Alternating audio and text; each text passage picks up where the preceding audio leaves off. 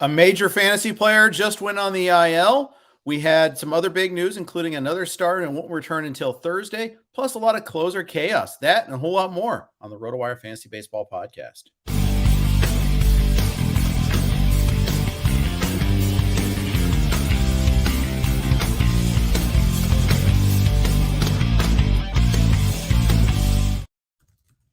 Hey, everybody. Welcome to the RotoWire Fantasy Baseball Podcast. Jeff Erickson here with Fred Zinkie. I am about to tweet out a link to it. So if you see me turning away and typing furiously, that's what I'm doing. Fred, what's going on? How are you doing? I'm doing good. Yep, I'll be ready to share that tweet as soon as you put it out. My Blue Jays finally got back in the win column last night. It's been a rough stretch for them, a rough stretch that I kind of saw coming. But I think things will be better when they play the Reds this weekend. Yeah, that's usually the cure for a lot of teams. So Yep. I wouldn't be surprised. Yeah, they came around a little bit last night. You say you only hear what you want to. Kikuchi was pretty dominant. Again, 3 good starts in a row. Rob Silver's flying the Kikuchi flag all season long, and now his love is being justified. Let's start there. Pretty good outing for Kikuchi. Yeah, so I still have mixed feelings on him in the sense that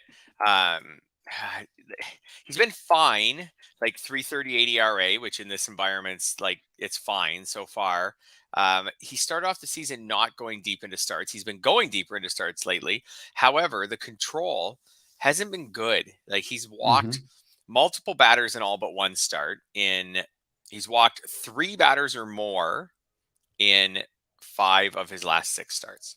So he's basically he's averaging 3 walks a game, and he's not super deep in these games. You know, he's had a couple of 6-inning starts, some 5s, some less than that. So the control issues concern me, and I wonder if they're going to catch up with him at some point.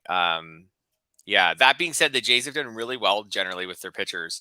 Jose Barrios this season so far notwithstanding, but generally the Jays do pretty well with their pitchers. So I feel like I wasn't expecting Kikuchi to roar out of the gate. I was expecting maybe the Jays to work with him during the season and him to eventually do well. So maybe that'll happen. But I do think he's, from an ERA perspective, pitched over his head a bit so far. Over his skills, at least, so far. Yeah. Good opponent this week going up against the Mariners. That helps. Mariners are really struggling to score runs. Joe Sheehan wrote them up in his newsletter yesterday, talking about both teams, being the Jays and the Mariners, being perceived disappointments, at least compared to early season expectations. The Jays were still 18-17 going into this series, so it's not like they were pulling a Reds or anything. But they were below expectation too. I mean, they've already played 9 games against the Yankees, and the Yankees are on fire. That's their schedule. Yes, so that's what their schedule has been like ridiculously difficult. I saw this coming a few weeks ago, where like they've played Houston twice. Already. They've played the Yankees, like you said, 3 times. They just finished a series with Tampa. Yeah, they've played a really, really hard schedule, and this is going to even out. They haven't played Baltimore yet at all. So, for example, just looking at Kikuchi, so he's made 7 starts. 3 of them were against the Yankees. I don't think the Yankees are like the scariest team ever or anything, but they're still, above average scary. Yeah. And 2 of his starts were against the Astros. 2 of it, in fact, his 2 worst starts were against the Astros. So, and the Astros, I think of still as one of the better lineups in baseball. So, maybe this is, he had a start in Boston there where he did pretty well, and he had a start last night against Seattle where he did quite well. So again, maybe I was more thinking about this problem with the Blue Jays in the sense of their hitters. Their hitters have been cold lately. That being said, they faced some pretty good. Rays are a good pitching staff. The Yankees are a good pitching staff. Houston has a good pitching staff. So faced a lot of good staffs lately. I do, but maybe that can impact someone like Kikuchi as well, because these teams are also like pretty. No one's great offensively so far, but comparatively, they're pretty good. Yep, that's right. So yeah, and that's the thing. That thing is, they're just, and there's just another homer by the Astros. By the way, sorry about that. I know you're a Nate Eovaldi owner. I have him in one league, but Astros are teeing off. Michael Brantley just hit the 4th home run of the game against him. So it's now 7-1 Houston on that one there. Sorry, shiny objects are distracting me today, but especially because I have a lot of Astros bats in a lot of places. So I'm like, ooh, I like that. Ooh, I like that. Did Kyle Tucker hit at least one of those homers? He did. Okay, let's go. Yeah, that's right. I've got him. Hey, the male first. I just saw a thread on that on Twitter. Men like to say, let's go a lot of times. There you go. You just proved that point. No, I do have Brantley. I have Jordan Alvarez. I have Kyle Tucker in places. So yeah, I don't have any Jeremy Pena. That's the one guy I just missed out on completely. Same here, none. And I have no Alvarez. I don't have any of the no speed, like kind of second, third round type guys. Alvarez. I have no Aaron Judge, who's Mm-hmm. obviously doing really well so far. Oh, It just wasn't the profile of player I was attacking in the first 3 or 4 rounds. So yeah, I have. If you're a like sub 5 steal player who was going in the first 3 rounds, I probably have 0 shares. are you going to change that next year? Are you going to open your mind to taking no speed guys early? Maybe. Like I'll review it once this season ends and look at the data. When the season ends, and like for example, like we know steals are very valuable because they're very hard to come by. That being said, the steal standings I find are maybe less bunchy, or at least no more bunchy than the home run standings. I find the home run standings are often fairly tight. So steals are more valuable and they're harder to come by. At the same time, the steal standings do sometimes, I find, as the season goes along, spread out, and then you get a couple steals and you're like, oh, thank God, those are like gold. I got a couple steals.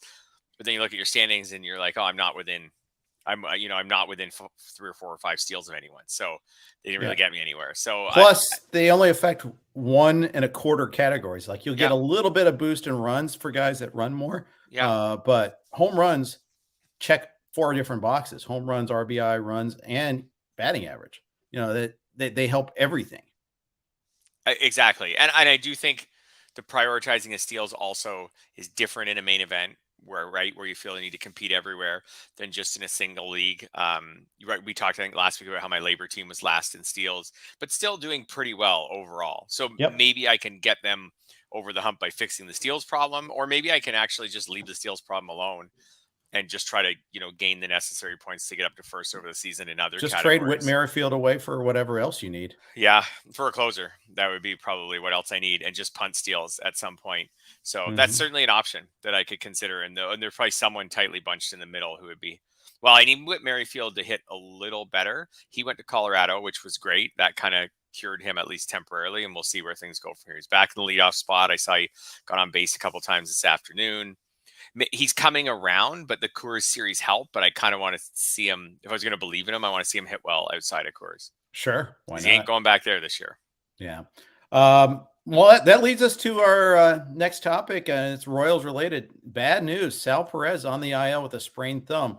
He got pulled from the game, the first game of the doubleheader. Second game's going on right now. His bases loaded, no outs, and here comes Carlos Santana to pinch hit for him. I'm like, is Mike Matheny a super genius? No, it had to be an injury. Turns out it was an injury, and he's already on the IL. Now, that's also because they already have another game, so this is an opportunity to put another player on there. But this means MJ Melendez is going to play a lot more. Sebastian Rivera was called up, but Melendez, I mean, he's like easily the top man standing. It just means all of his playing time is going to be at catcher, not elsewhere. I almost, in a way, it kind of hurts Melendez, although he wasn't playing totally every day, but maybe he'll play a little bit more now because of that.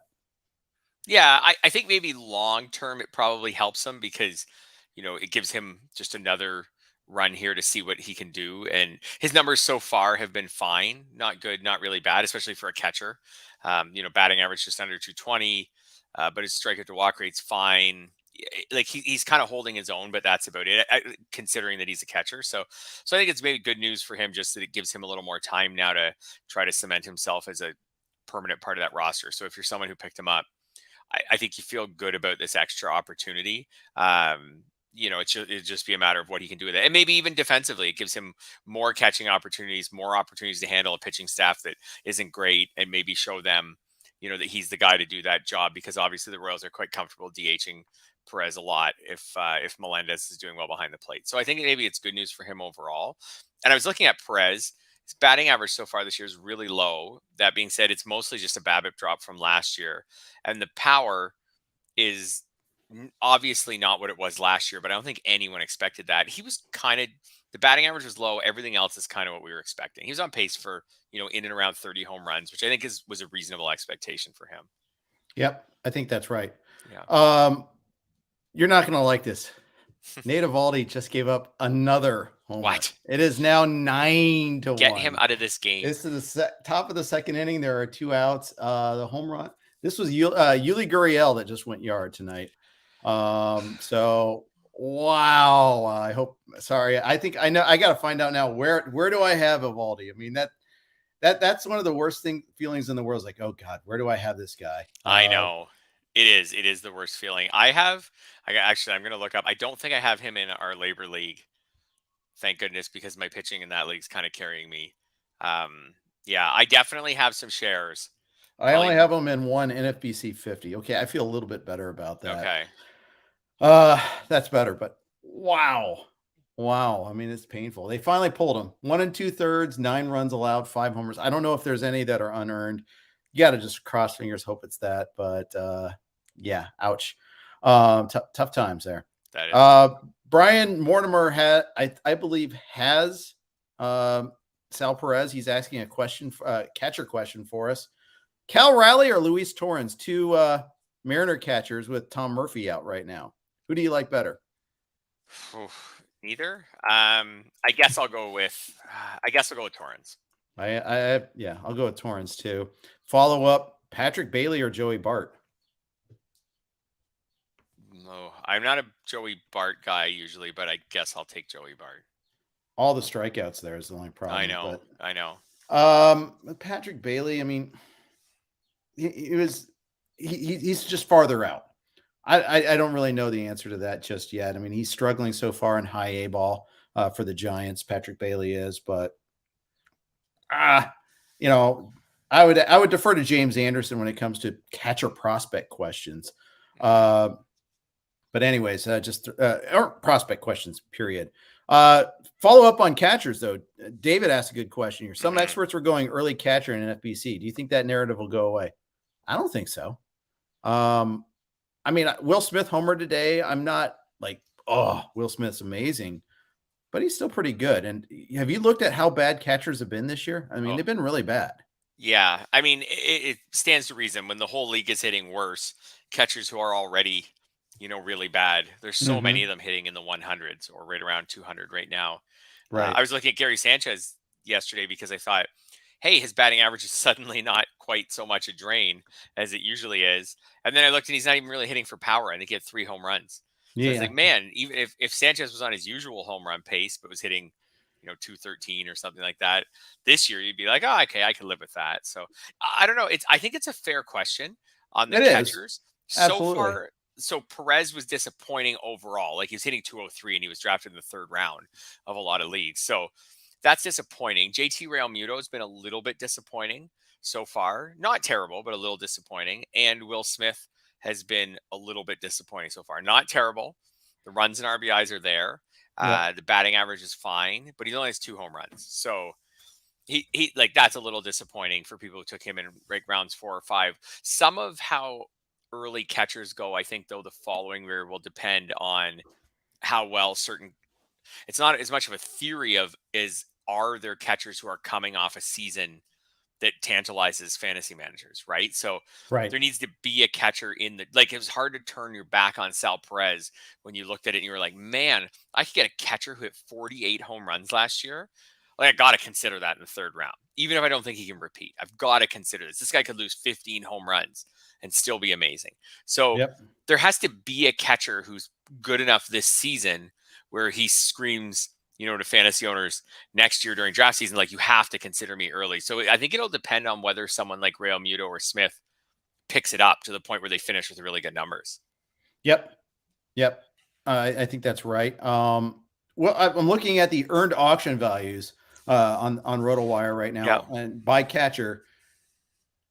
Can you name the most productive or most financially, or, according to our algorithm, the most valuable catcher so far? No, I don't have a good guess. I did. No, I did an article about 3 weeks ago on Yahoo about the top 10 catchers at the time and how many of them were rostered in less than 20% of leagues, because so many of them were. So who is it? It's Tyler Stevenson. Right. 324. So that's why. I mean, if batting average is just getting tanked across the board, makes sense that, when he's hitting 324 with 4 homers, 19 RBI and 13 runs, he's only had 68 at bats though. And then he missed some time where the weekend had a ball, fouled a ball, a foul ball went off his mask, took him out for that game. He sat the next game. He had already missed a number of games with a concussion from that home plate collision. So Jeff Brantley, the Reds TV guy, was and former Red pitcher, was arguing in favor of pulling him out from behind the plate because he's too valuable. Get the Craig Biggio treatment or whatever compares you want to make. And I can see it actually, especially with the Reds, because let's face it, who's he holding back? I mean, you can either put him at first, you can put and have Votto DH, you can put him at DH. There's spots, point being here. But now that we know that a DH is a permanent thing, I think it's not a bad idea. So do you have that catcher list still up in front of you? Who are the next couple behind him? Yep. I'll give you a hint. Number 2 hit a grand slam yesterday. Batted leadoff for his team. Batted leadoff and hit a grand slam yesterday. See, now you're going to know that I wasn't up to date on my box scores from yesterday. And go ahead. Wilson Contreras. Oh, yes. I remember that. Yes, Wilson Contreras. Yeah, so he's a pretty steady guy. The reason I was asking is Stevenson. So I have an article coming out in 2 days on the luckiest hitters in baseball so far, and Stevenson might be the headliner for that. So just don't rain on my parade, man. He has a 400 BABIP. I have one good thing going this year. 2. No, I have 2. I have 3 even. 2, Hunter Green, and 3, the Overton window is still open. So I got that going. I mean, he's pitching well again today. Up 2-1 in the bottom of the 6th right now against the Guardians. Way better than Nady Eovaldi right now. So the reason I ask is going back to the question we were asked is that so Stevenson, his XBA right now is something like 235. He's got a 400 BABIP. He's not a fast runner. His quality contact's fine. It's nothing special. His batting average should be maybe not 100 points lower, but many points lower. Contreras is kind of a steady Eddie who's having that kind of a season. Like the Grand Slam obviously would help him to jump up the catcher rankings pretty darn 22 fast. runs for Contreras though. Yeah, too. That's good. We'll see. Unless Real Muto, now that Perez is going to miss some time, unless someone really gets going, if the best season from a catcher this year is something like a typical Wilson Contreras season, low 20s home runs, decent runs in RBIs, a batting average in the 260s or something. There won't be any catchers drafted early next season because there won't be any who weren't being drafted early. I think Real Muto is the one guy. I guess Perez could come back from this injury and get really hot. That's the other one. But Real Muto, I think, is the one guy because he steals bases who could put together a stretch where all of a sudden, when he finishes the year, he's got 20 homers and 15 steals or something like that, and then he stays in the year for the first 5 rounds. But just I don't see someone like Stevenson's off to a nice start. If I believe that he could keep that going, he would be someone who maybe could get drafted really early next year. I just don't see it happening. Yeah. And it's we knew Stevenson was going to be good. He was a top 10 catcher. Yep. So, and to be fair, it's $1 worth more than Contreras and Varsho. So, and Varsho's got 3 stolen bases. Stevenson has 1. That actually matters too. That clicks a little bit, especially this early. And there's a big drop off after that. Yeah, Varsho's another guy. So lump him into that Real Muto group, like I said. And that was the reason people were going for him. He's got 6 homers and 3 steals. If he could keep this going, if he could finish the season with 20-something homers and 15 steals, I could see people, drafting him in an effort to get steals and catcher locked up, him going pretty early next year. Because people were dreaming on that this year, and he was going inside the top about 90 picks. I thought he often went in about the 80s. For picks. So if he actually does it, then I could see him going in the 50s or something like that next year.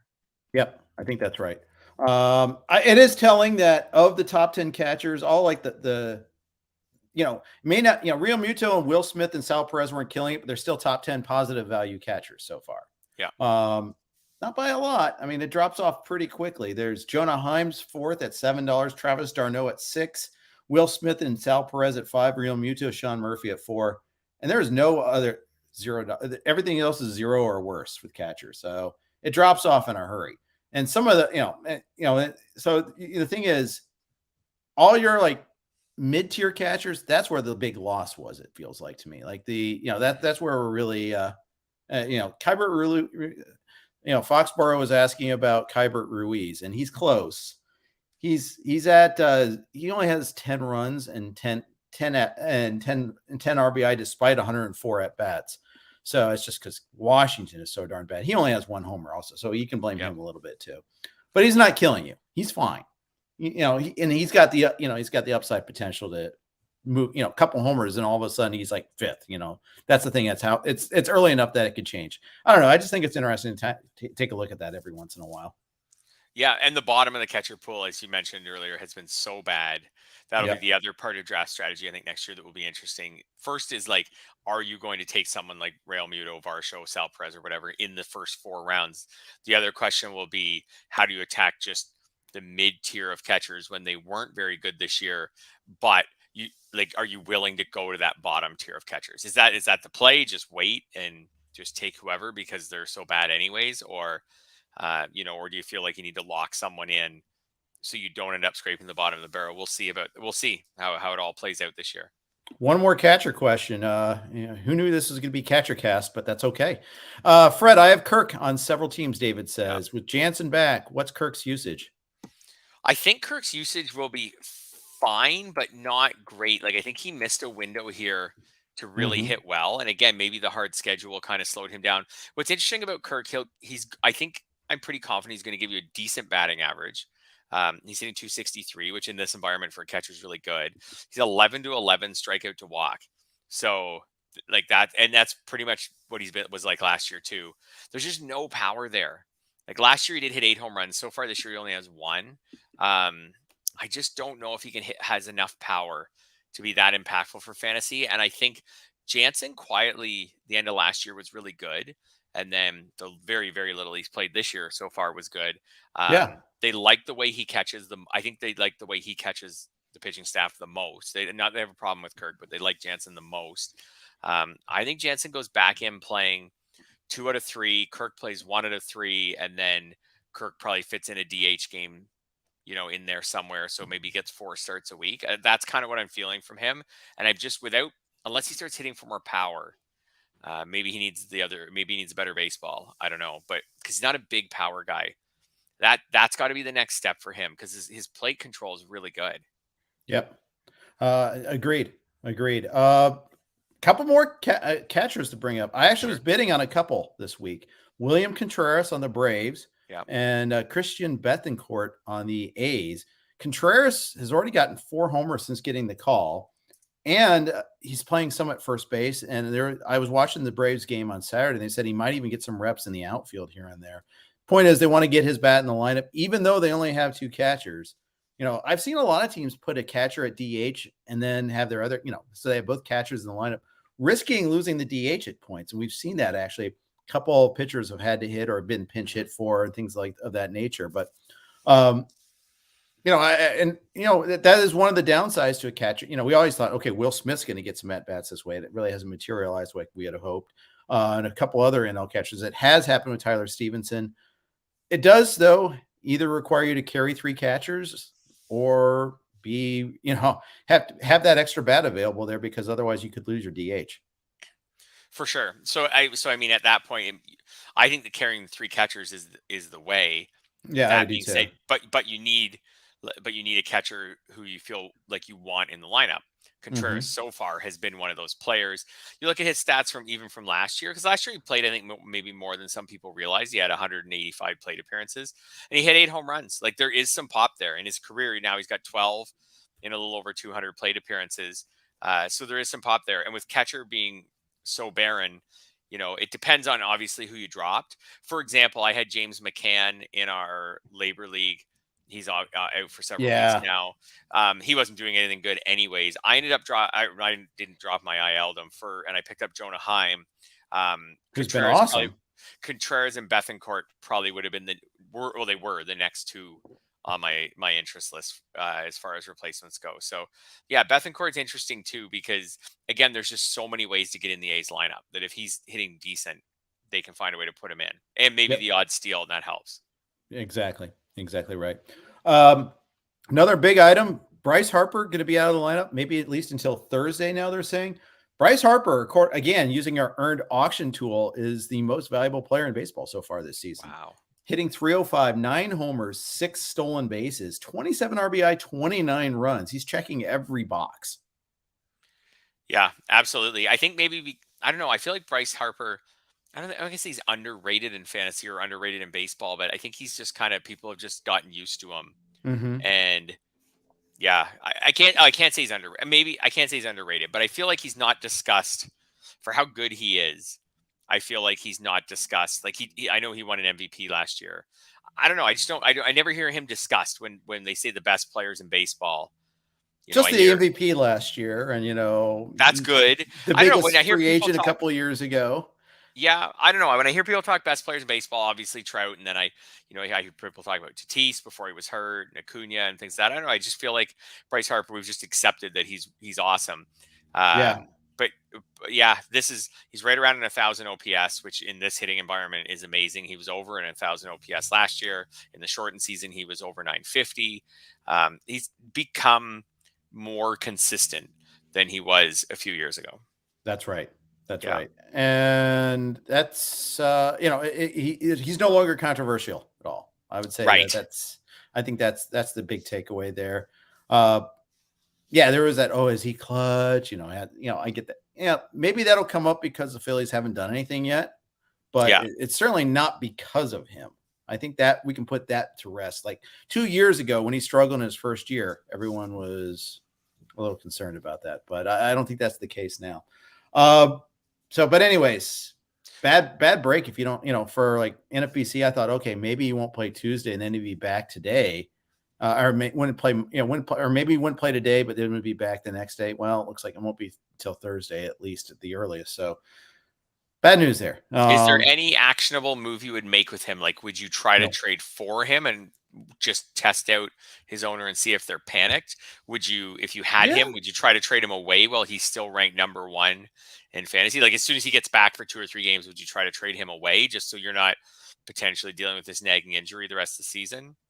I mean, unless you're just getting a mint for him, I just can't see it. I think that's the tough part is, yeah, you're afraid of like if the Phillies falter, then maybe they'll shut him down. Or if this PRP doesn't work, then that might be an issue there too. I don't know. I mean, I think I would try to trade for him while bringing that up and saying, hey, I'm trailing. I need to take a chance. Let me go after your best player and I'll give you all. But what are you going to give up that's buying low? I mean, come on. The Bryce Harper manager isn't going to give them cheap. Oh, no, absolutely not. I always think of all these different, kind of creative type scenarios. Like, would you trade Trey Turner for him right now? He's not hurt, and he'll probably steal more bases. Homered today. He doesn't have more steals actually right now, but he probably will by the end of the year. Yeah, I was just gonna say he's not. I have him in Yahoo Friends and Family, and that team he's kind of. He's faltering right now. He's been fine. He's been fine. He's a little overwhelming, but we're talking about the consensus number 1 overall pick. Would I take Trey Turner for Harper if I had Harper? That I'd have to think about. I think that's the question. If you had Harper, would you take Trey Turner for him? Yeah, that's the question. I think it's the problem is, like you said, is you're not guaranteed to lose that much in stolen bases right now, and Harper's better at everything else. Maybe not batting average, but. I probably would accept Turner for him only because he doesn't have a present injury. I mean, it's a partially torn UCL. Yeah. I mean, there's a non-zero chance he gets shut down. Now we said the same thing about Tatis last year and he didn't, although he missed a lot of time. He didn't get shut down with that shoulder. We remember how much we talked last year about how he may need surgery at some point. Yeah. Well, he still may need surgery at some point. It hasn't happened yet. Yeah, Harper, this may be a chance you need to take to win your league. But if someone offered you Trey Turner, they're offering you a way to get out of that chance. Bo Bichette, would you take Bo Bichette for him? He's been a little underwhelming so far, but not. No, I prefer awful. Harper the rest of the way. You'd take Harper the rest of the way. Yeah, because I'd say Bichette was drafted before Harper in every league. I agree. Almost every league. Yeah. And he's not hurt. And and like I say, Bichette's been bad, not like completely horrendous, not like Marcus Semien bad or something like that, but he's been underwhelming. My argument there is that he has less of a track record than Harper and of Turner for that matter. And Turner also has multi-position eligibility. I would prefer Harper at this point. I know that might be crazy, but I do. I might be just front running, and so be it if I am. But I think there might be something to the notion that there's more, maybe a book out on, there might be a little bit of a book out on Bichette, and he's going to have to make some adjustments. I'll do one more, and then Vlad Guerrero. I would those guys were interchangeable again. I would prefer I'd prefer Harper because of the speed. Okay. How about you? If I could live without the speed, I think I'd take Vlad and just not have to deal with the potentially injury risk of Harper. I know Vlad's, again, he's off to a fine start, but like, he's been worse than Harper. I think I would take Vlad. Bichette, no. I think I'll stick with Harper, and I would take Trey Turner. Okay. I'm trying not to get too wrapped up in the small sample sizes of the season so far, but what Harper's doing is great. And like I said, like, what Harper's doing is just basically what Harper did last year and the year before. So it's not really surprising. But the injury risk is definitely, like, I think it has to play into it. I'd agree with that. Yeah. I'd agree. I mean, maybe I might take Vlad for him. I don't know.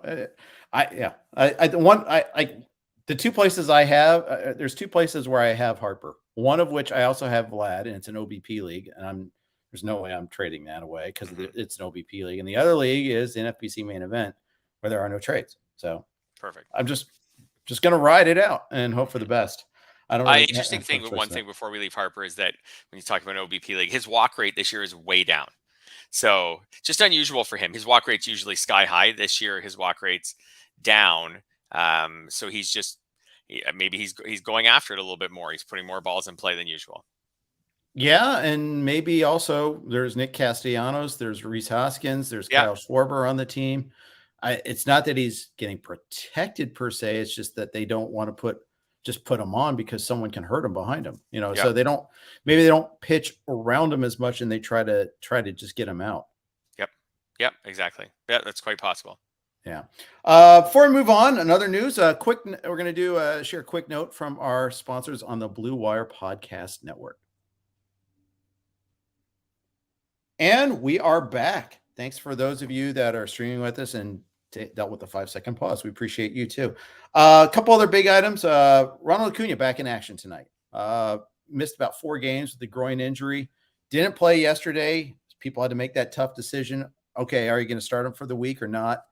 Hopefully you did, because he's back in there. Yeah, and good news. Well, he's been another really lucky guy so far. I was going to say good news overall is that since he's been back, he's hit pretty well. He has a 450 BABIP. He's been pretty lucky overall as far as that goes. Yeah, but I don't think we doubt that he's good. No. So actually, what's great is I don't doubt that he's good. If he gets a little BABIP luck while he's shaking the rust off, then that's great. His strikeout rate's higher so far. But I mean, expecting him to be a little rusty when he came back is fine. I think the most important thing you've seen from Acuna is the 5 steals and 5 for 5. Yeah, stolen base attempts so far. So that was the big. I know the two concerns were, how many games is he going to play, but also, are you going to end the season with a lot of steals or like 5? Is he just not going to steal bases? Right. Well, he gets back to 100%. Well, he's clearly going to steal bases. So, it's good that he's back in the lineup. And I do think these little problems, like striking out a little bit too much, I think those will all get ironed out as he gets a little more time back in the lineup. Yeah, that's right. He did get the 1 hit for the Braves so far, leading off the game today. Okay. Jake Odorizzi, I don't know if you saw last night. He collapsed trying to run over to first. Lower leg discomfort is what they're calling. They've already put him on the IL. They were dealing with a 6-man rotation. So Christian Javier is the guy that gets obvious job security. Now, do they bring anybody else to do a 6-man after that? I don't know. Someday, theoretically, they're also going to get Lance McCullers back. So they actually have 7 guys for 5.5 spots. We'll see how long Odorizzi's out. That did not look like a short-term thing for me. And keep in mind now it's 15 days for pitchers starting this month. Yes, exactly. A couple things on that injury front. So first of all, Odorizzi, easy drop in all NFBC leagues, despite the fact that he's pitched well so far. Mm-hmm. Do you think, or do you say, unless we find out that he's just going to miss the minimum, that, unless we surprisingly find that out this week, that you would drop him? I think I would drop him just because you can always pick him back up. Mm-hmm. It's not like the drop is forever. Mm-hmm. Maybe you have to pay for it, but I always believe in I'm trying to make a point of like guys that were drafted in the 20th round. Just keep rotating them anyhow, 20 plus rounds. And if you're going to be without them for a couple of weeks, there's the opportunity cost of not picking somebody else up during that stretch. And I feel like, maybe you don't even need that person you're picking up right now, but maybe that player becomes someone that it becomes a regular guy that you get on that you're going to use full time. And if you are holding on to Odorizzi during that, you missed out on that chance to pick him up, especially if it's a possible closer. I think that's what I would do. If I need it, I think I would almost certainly try to find some sort of speculative play. Yeah, I agree with that. If the skills looked better behind the 3.13 ERA, Right. I might hold him until we figured out how long he's out. But he's got a 21-12 strikeout to walk ratio. It's not very good. He's been successful because he's only allowed one home run so far. That's a huge part of it with him so far this season. I was actually on board, especially because starting pitching is just going so well overall with picking him with people who picked him up. But I wouldn't hold him through this. And this might give Christian Javier, who's really stunk last time out, which is unusual for him. But this may give him the really long runway he needs. Like he's had some starts recently, but then he went start, then a 3-inning relief appearance, then a start that was a disaster. Maybe this could give him an opportunity to just make 6-7 starts in a row. Yep, and and try to throw 5+ innings into all of them and really show what he can do, because I really like him. I have very few shares this year because I was worried about his role, but I really like him. I feel the same way. Forrest Whitley was mentioned. Forrest Whitley is still recovering from TGS. He's supposed to return some point in June, so he was not among the guys that was among was on the decision tree to be called up at all there. So we'll see when he makes his progress. We'll do that. Couple of other bad news items here. Brandon Lau went on, surprise Monday IL trip. The stress reaction in his lower back. I had heard, maybe I don't have him anywhere, so I didn't really hear much about him, but he's going to be out for a while. He said no baseball activities for at least 3 weeks. So that's pretty bad. And back injuries are like those sometimes can wipe out a season, just linger. I mean, even when you're back. So I'm not saying that'll happen to him, but we've seen that where guys return and they just can't get all their power. He's another guy who's been disappointing so far this year, and it's just all the things. Power's down significantly, not to nothing, but significantly. Batting average and BABIP are down. He's someone who I would have expected to come around if he was still in lineup, but this is a big. So would you drop him in any NFBC leagues? I think I have to hold him for now. Yeah, I'd hold him for now, but I'd have to have a real injury problem on my roster to consider dropping him. Agreed. Yeah. I would redouble my efforts to pick up Vidal Brujan if he's still available. Yeah. Because now there's 2 spots for him to play. Remember they already had put on Brujan was already getting extra time because Manny Margot was on the IL. So that's 2 spots now where Brujan has a chance to play. That's enough for me to kind of redouble my efforts to go get him a little bit there. Cause hey, you're talking about, this is a 20 stolen base guy. If given the playing time. Now, granted, he's got to start hitting before that actually kicks in, but still, I think that this is something you want to watch for a little bit there. Finally, Clayton Kershaw was scheduled to have a bullpen session tomorrow. That's not going to happen. He experienced discomfort. He recently had an epidural for his SI joint inflammation. That is a joint that is in your hip. It's his lead hip. He's a left-handed thrower. The right hip is the one he's feeling that in. They were hoping they would clear out the inflammation, and now he's still got soreness there. It's taken longer to yield the desired effect, is the phrase that I saw. So we're not going to get him back that quickly. No, and I mean, injuries were part of the package for those who drafted Kershaw. Right. This is a different one, but this is, kind of where we're at with him. He hasn't made 30 starts since 2015. You knew there would be some injury time built in. Hopefully it's not too long, but I think we talked about, when we projected his innings for this year, he threw 121 2/3 last year, that we were expecting something similar this year. You could still get that. He could miss, hopefully this doesn't end up being a really long time, but he could miss 3 or 4 weeks with this, and you could still get your 120 or so innings from him. And if they're good innings, like what he had done so far, he'd been 32 to 3 strikeout to walk so far. That's really impressive. If he can come back and pitch really well, then I still think you could get most of what you expected from him. Yeah, I think you're right about that. Yeah. The home runs keep flying at Fenway. Don't worry, it's not Evaldi. It's Jose Urquidy gave up this one. JD Martinez just went deep. Okay. I do have Urquidy in one of my two main events, and he better go 5 after getting 9 runs of support. If he doesn't get those 5 innings, those are just the worst. I'm feeling this coming. I feel like a 4 1/3, 6 runs allowed sort of outing coming here. I just feel it. It's not going to be good. Yeah, he's another guy. I can't remember if I put him in or not, but he was on the fringe of getting put in for starters who have been really fortunate so far this year. His strikeout rate's down a fair amount. The control skills are still there, but the strikeout rate's been down so far this year. So he's someone who I'm like not super concerned about, but I am mildly concerned about him. Yeah, I am too. Are you more than mildly or more than mildly concerned about Noah Syndergaard after yesterday's disaster start? I was never in on Noah Syndergaard. I kind of have strong opinions on him that he's not actually that good.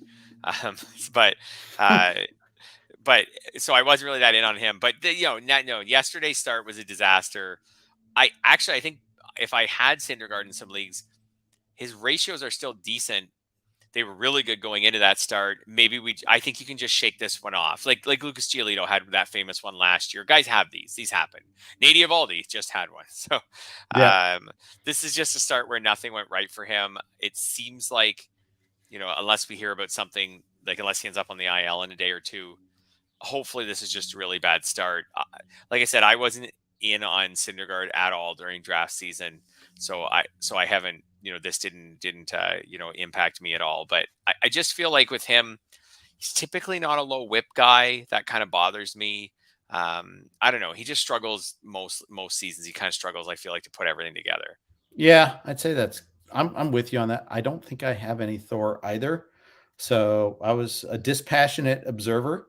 The funny thing is, despite that outing, he's got a 3.60 ERA and a 1.23 WHIP. Yep. Yeah. So if you drafted, sorry, go ahead. That just shows how well he's been running so far. And 2 of those runs yesterday were unearned too. That also, the unearned run is is kind of sometimes a fraud, but I don't think in this case it wasn't. But just saying it can be that sometimes. Yes, and so if you drafted where he was going in draft, if you drafted Thor, like you would have taken this 6 starts in, 3 wins, 3.60 ERA, 1.23 WHIP. You'd take that. It just didn't come in the fashion that you expected. One of my bigger criticisms for him with owning him too lately is his strikeout rates aren't what they were supposed to be. They aren't what they were his first 2 seasons in the majors. Like we thought he was going to be a special strikeout pitcher. And then he was basically like a 9K per 9 through his time with the Mets, but 9K per 9 wasn't really special near the end of that. Like that was kind of just normal for someone who could be on a mixed league fantasy team. And then this year it's down. Like he's got 22 strikeouts in 30 innings. So his strikeout rate's way down. That's kind of my concern with him. He's not a whip helper usually, and his strikeout rates aren't special. So now you're just hoping, and he's not durable. So we'll see how he is this year coming off like all the missed time and surgery. But I don't know. I feel like there's a lot more red flags with him usually than his draft position indicates. And I know he wasn't drafted really high this year, but it was still too high for me. Yep. I hear you on that. Are you worried about Tyler O'Neill? Sat 2 games over the weekend. He's on a major K run.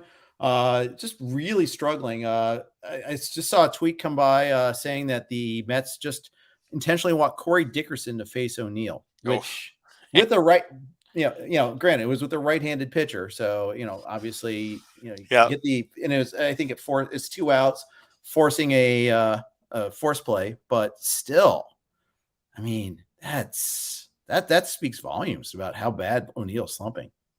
He is. And you said, am I worried about him? I think I am, because I think the Cardinals are worried about him. I think that's part of it, right? Like them sitting him out. I guess they're just trying to help their player to clear his head maybe, but I think they're worried about him.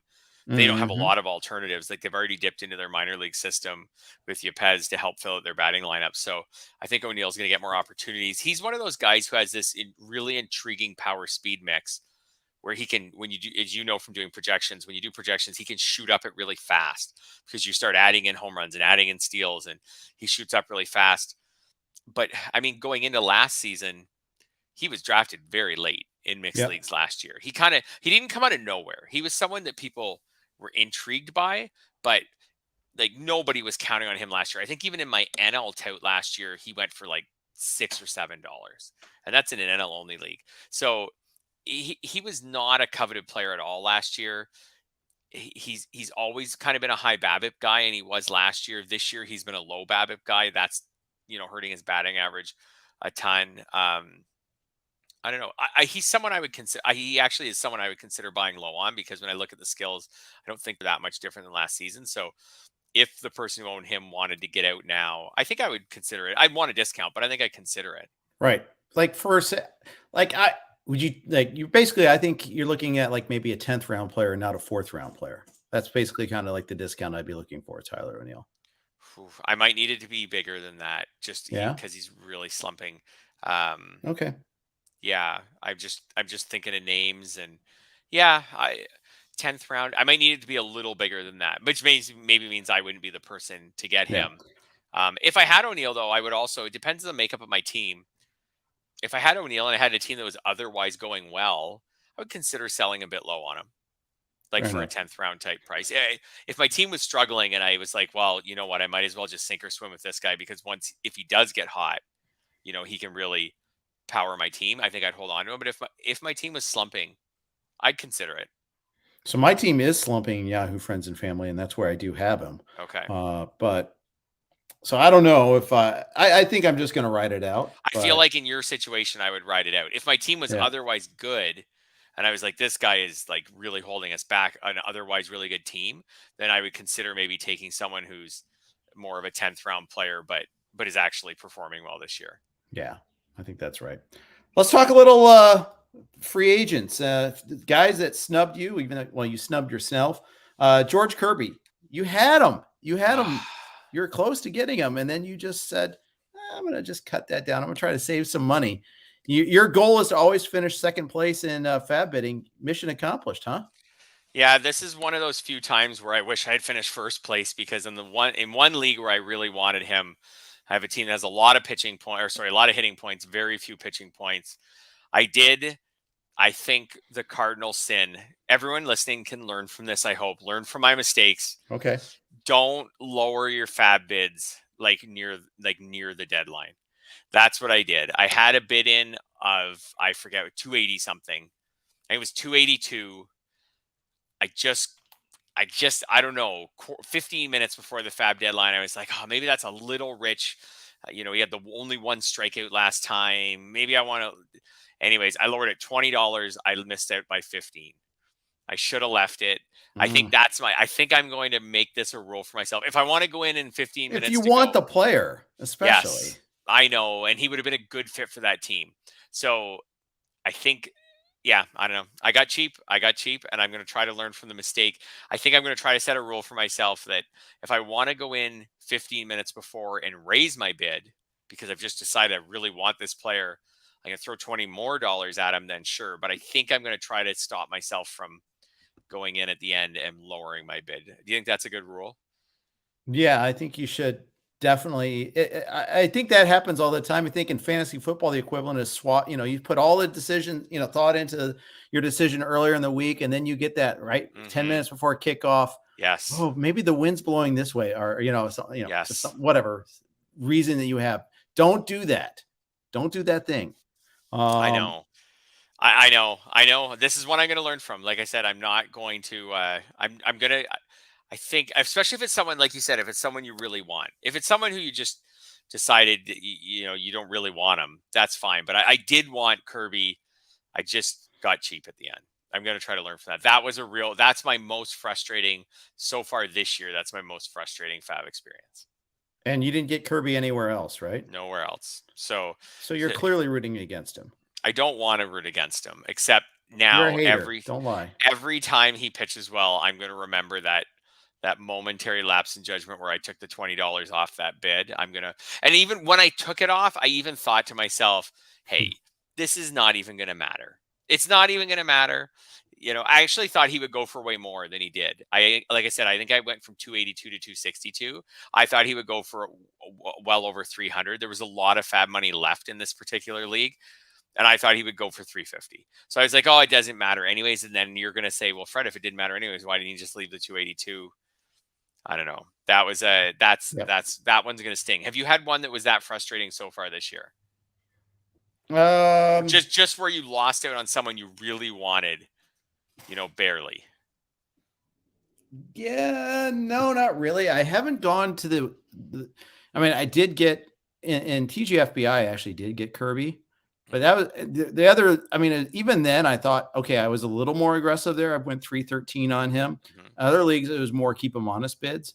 Yeah. So no, not really. I have ones that I'm like, oh, I should have bid more. I should have been not, but I didn't go to the wall for him either, though. It wasn't like, so I regret not being all in on Tyler. Like, for instance, on Taylor Ward, I wasn't all in on him. I was kind of in on him, but not all in on him. It's not like I knew.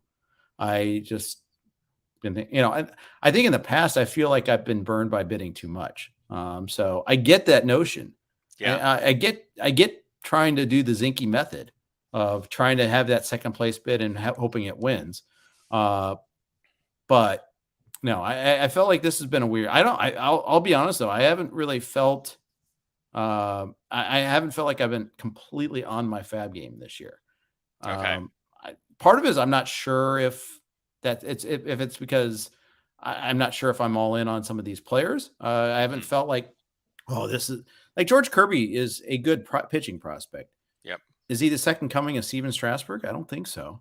I think he's a good pitcher, and probably stable the rest of the year, probably. But I don't feel like it's we couldn't wait for this guy to arrive. Like he's this obvious can't miss prospect. I don't feel that. You just said everything that went through my head at 15 minutes before the fab deadline when I took $1 off. So in that particular league, also not everything I try to do. I grabbed a couple middle relievers that I kind of wanted for this week, and that's fine, but it's not special. But I also had a whole bunch of cheap streaming hitters that I was hoping to just grab one of. There was, Daza from the Rockies and Iglesias from the Rockies had it our home all week. And Rafael Ortega, I thought, had a really good schedule for the week. I know Vlad Sedler said afterwards that he bid on Ortega in some leagues, and there were some of the Diamondbacks guys because they have 8 games this week. And I put in just like cheap little like $3 bids on all of them, and I didn't get any of them. And that was, I thought to myself, I just want one of these guys to stream this week, someone with a favorable matchup to throw my last hitting spot, and I didn't get any of them. So we did the same thing in one of our mains. Tim and I did the same thing, and so we only picked up one player. It was a pitcher. Yeah. That's the league where I have Willie Adames and Bryce Harper, and both went against our way in terms of like having an active hitter. Just I'm going to miss out on a run or two. Yep. That's probably going to come back to haunt us at some point. Yeah. So the Kirby decision also, and this is a bigger discussion, and I think each person has to figure out this one, is I was trying to decide am I too often spending $30 on guys I can get for $5 or spending, $15 on guys I can get for $2? And did that sap my budget to the point where then I got a little cheaper on Kirby? Yeah. You know what I mean? Because if I had another $100 in my budget, maybe I would have thrown another $50 on him or something like that. I don't know. These are things that I'm How long have we been playing fantasy baseball, Jeff?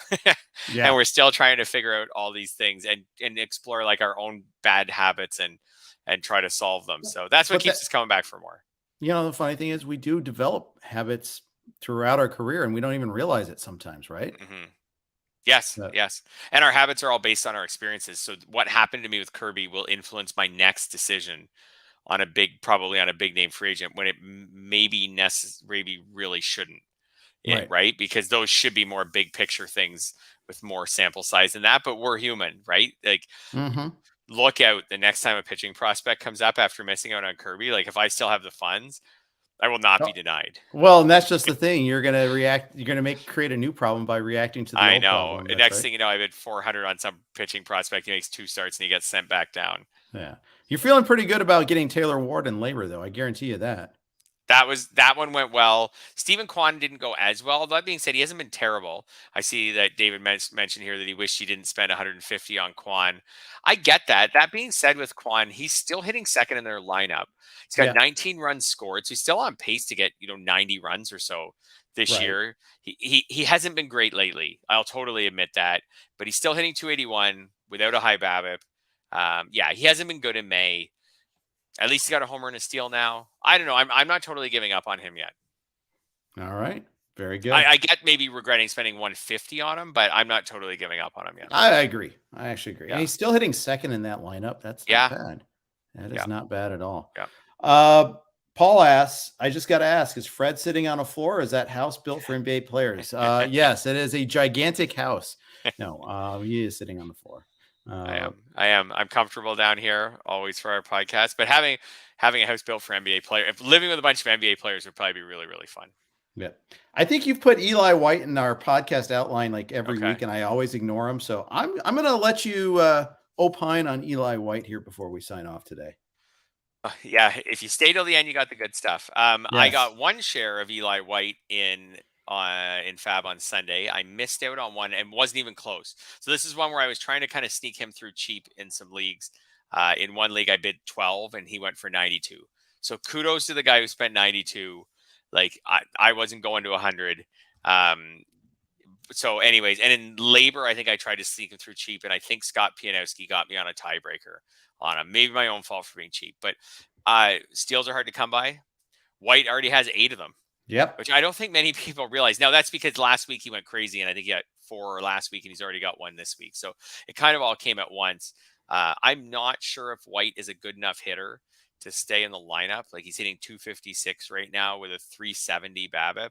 So if that BABIP comes down even 50 points, I don't know if he's a good enough hitter to stay in the lineup. But while he is in the lineup, he's been batting leadoff recently.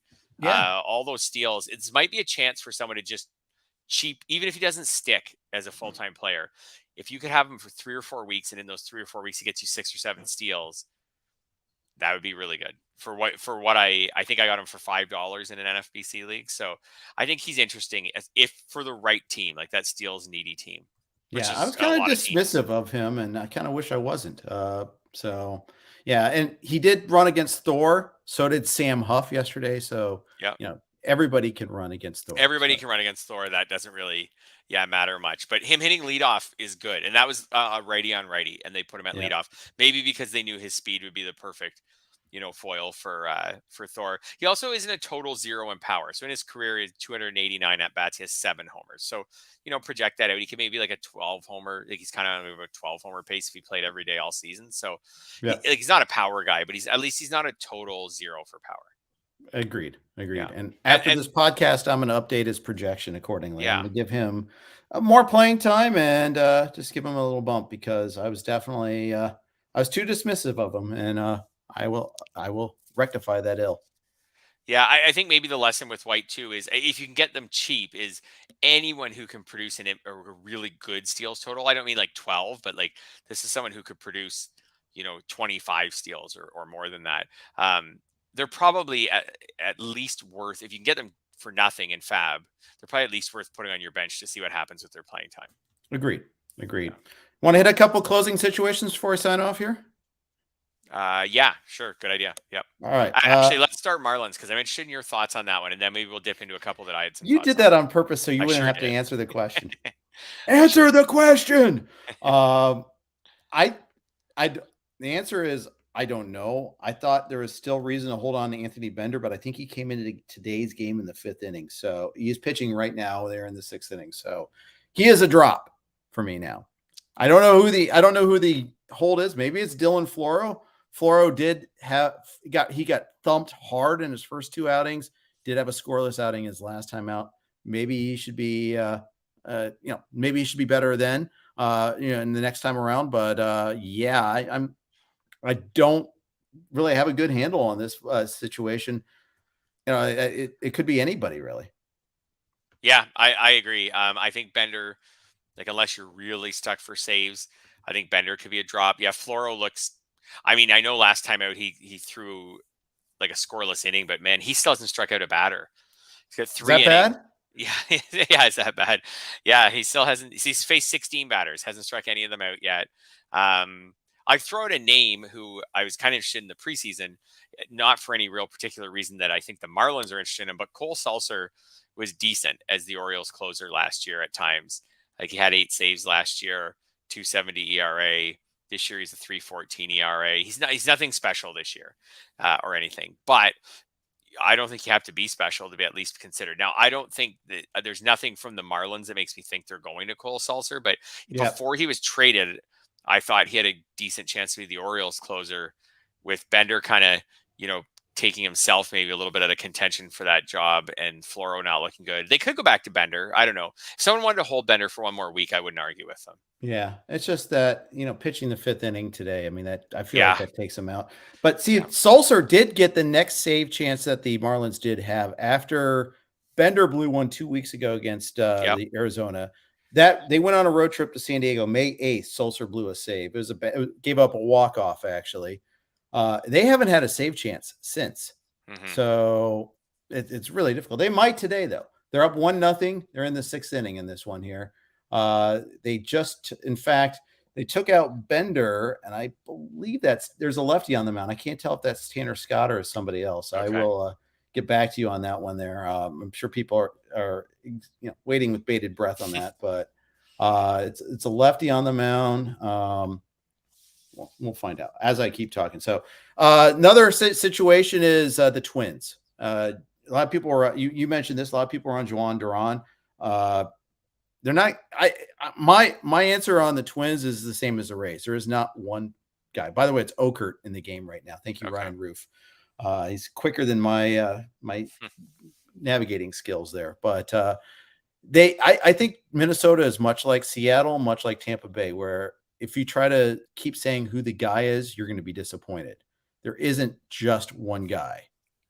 If you could roster any of them, is Duran still the guy you'd want to roster? I mean, I think he's better than Pagan. But I think Pagan's trusted more frequently than Duran right now. It's a long season, though. We're still May. I think I want Duran.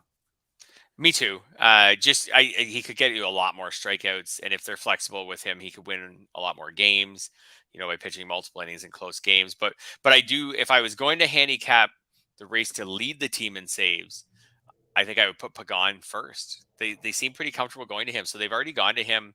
He's got 3 saves so far in May, 5 this year.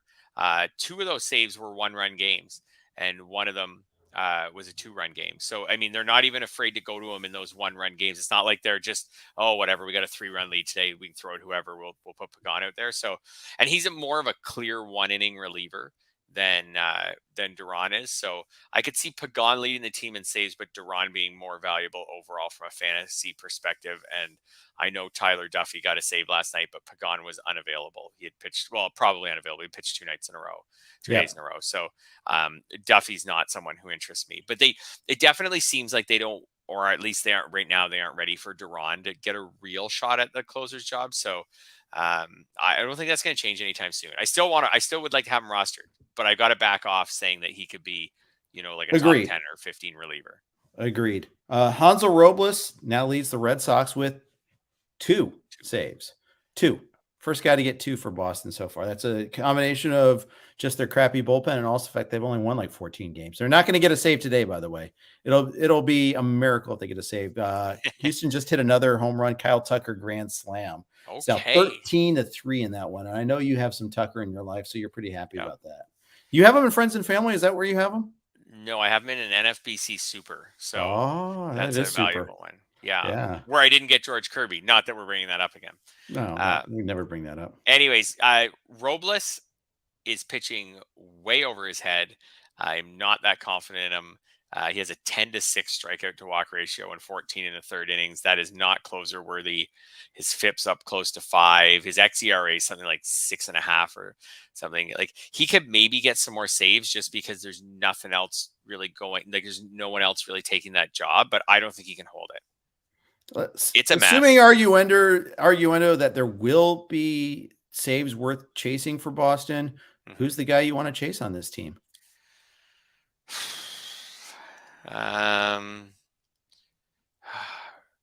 now I'm going to go back and say, am I going to go back and say Robles? I guess. So to put this in perspective, I would rather own Pagan, Duran. Who else have we already? Oh, I'll take my shots even at the Marlins guys first. I think I would own Bender or Floro. I think I would probably own them over Hansel Robles right now. You kind of dodged the question there. I don't know. Okay, well, I'll say Robles. But I'm kidding you. Once I said that, I guess my point is, once I would rather have Dylan Floro on my bench, then I guess I'm going none of the above. Yeah. Ryan Roof, who does our closer encounters, manages our closer grid, says he's going to dive deep on the Red Sox pen in his next edition. So there you go. Maybe we'll have a better answer there. And honestly, I don't have an answer. It's not Ryan Brazier. I know that. Matt Barnes seems to lose velocity every time out. Every time he gets like one good outing, one bad outing. The bullpen's like blown 9 save opportunities. Now, blown saves are kind of a deceptive stat because you can get a blown save in the 7th inning. It's not really a save opportunity. It's just you blew a lead. They've blown 9 leads. How about that? And I think that's a fairer stat. There should be a new stat. They should divide that stat up. Like blown saves there should be blown leads as a stat, and blown saves should be blown leads in the 9th inning or later. But whatever. I don't run Major League Baseball. Matt Stram's pitched really well for them this year. They don't seem that he has 1 save. They don't seem that inclined to really make him the closer, but he's pitched better than everyone else we've talked about. Yeah. Barnes, I was just looking at some of the details on him, and yeek. Oh my gosh. He's gone. He's lost almost 2 miles an hour on his fastball. His K percentage dropped from 38% last year to 16.4 this year. Swinging strike percentage is 9.4%. Need I go on? No, I don't need to go on. Let's move on from him because you should move on from him. I thought Diekman was a nice little signing, but it's not really worked out. He has have strikeouts at least, but 9 walks and 11 1/3 and 11 1/3. And if you watch Diekman, he doesn't want to throw his fastball. He just nibbles and nibbles and nibbles. It's not fun at all. Yeah, I think it's certainly not appearing in this film so far. Maybe some of the lesser names in the back end of that bullpen, like Danish or Davis, or maybe we'll find someone. I'm just like spitballing out names here. I'm not even looking at the possibilities, but it's pretty ugly as far as that goes, as far as that bullpen goes. So we'll see, but I don't like it whatsoever. One last bullpen, the Giants, Camilla Duvall, 6 of the last 9 Giant saves. I mean, Jake McGee's on the IL. Duvall's looked pretty darn good. I'm in on Duvall now if I had a chance to be. 100%. He's the guy, I think. Like you said, like McGee's kind of out of the picture. Duvall's control skills aren't great. That's okay. Like he's not a top tier closer because of that. The Giants win plenty of games. He with his strikeout rate, he can be the closer. Is he going to have the odd time where he walks 2 batters and it's really frustrating, or he walks the leadoff man, he comes around to score and it's frustrating? Yeah, absolutely. And that's why he's not a top tier closer, but I think he's a mid-tier closer, and mid-tier closer in this landscape means like the 10th or 12th closer, because there only are like 20. 100% agree. 100%. We'll close on that note. Unless you got anything else to add. Anything you're working on that you want to let people know about on Yahoo? Well, I mentioned I'm going to have that article Thursday on the luckiest players so far this season. Tomorrow, some players who have struggled mightily in May, and you might be able to buy low on, because I find that people don't know much. We talk about this sometimes on this podcast. We don't know much about players sometimes, or we don't keep up the day-to-day minutia of players who we have no shares of, but the players who we have a lot of shares of, you really notice. So, for example, could you sweep in tomorrow and get Nathan Eovaldi on the cheap? So some names in that. It won't be expensive. Maybe I will add Eovaldi to that article overnight. There you go. Good stuff. All right. That is going to finish it up for us today. Good stuff. Thanks everybody for jumping in. By the way, Ryan Roof says John Schreiber is the deep name in Boston, the Boston Open. You want to keep an eye on. So I will do a dive into Schreiber after this podcast, and I'll learn about him a little bit more. Thanks everybody just chiming in. Really do appreciate it. I love the interaction. We got James Anderson tomorrow with the Prospect Pod. Thanks for locking it in here with RotoWire. Take care.